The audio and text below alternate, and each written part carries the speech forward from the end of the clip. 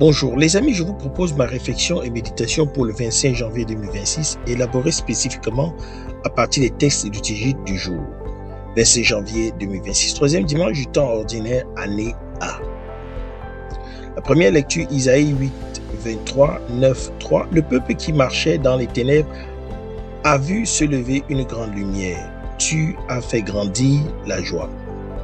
Le psaume 26, 27. Le Seigneur est ma lumière et mon salut. La deuxième lecture, 1 Corinthiens 1, 10, 13, 17. Paul exhorte à l'unité. Je vous exhorte au nom de notre Seigneur Jésus-Christ à être tous vraiment d'accord entre vous. Il n'y a pas de division. L'évangile Matthieu 4, verset 12 à 23. Jésus commence sa prédication en Galilée, appelle ses premiers disciples et parcourait toute la Galilée, enseignait, proclamait l'évangile, guérissait. J'ai intitulé mon partage « L'appel dans la lumière ». En ce dimanche, la parole de Dieu nous présente le grand mouvement inaugural de la mission de Jésus et de l'Église. Il ne s'agit pas d'un souvenir lointain, mais du modèle fondateur de notre propre vocation professionnelle, surtout lorsqu'elle est mise au service de la justice et du droit. Le prophète Isaïe et l'évangile de Matthieu résonnent du même message. Une lumière se lève sur un monde de ténèbres. Cette lumière, c'est la présence du Christ qui apporte la vérité, la libération et la joie.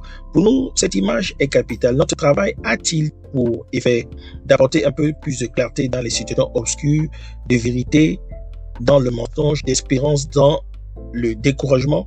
Chaque fois que nous œuvrons pour établir les faits, rétablir un droit, apaiser un conflit, nous participons à cette œuvre de lumière. Nous sommes appelés à être dans notre sphère d'influence ces points de clarté qui dissipent les ténèbres de l'injustice, de l'arbitraire ou de l'iniquité. Mais comment devient-on porteur de cette lumière? L'Évangile nous montre la dynamique de l'appel. Jésus dit à Pierre, André, Jacques et Jean: « Venez à ma suite. » Et eux, aussitôt, laissant leur filet, le suivirent. La réponse est immédiate et radicale. Dans notre vie professionnelle, l'appel se manifeste souvent par les exigences de la mission, par la nécessité de prendre parti pour ce qui est juste, même quand c'est coûteux. C'est aussitôt nous interroge: quelle est notre réaction face à l'injustice que nous rencontrons? Hésitons-nous, calculons-nous ou répondons-nous avec une détermination qui sait laisser certains filets, les calculs carriéristes, les compromis faciles, la lâcheté commode pour se mettre pleinement au service de la justice? C'est dans cette réponse généreuse que notre métier devient une vocation lumineuse.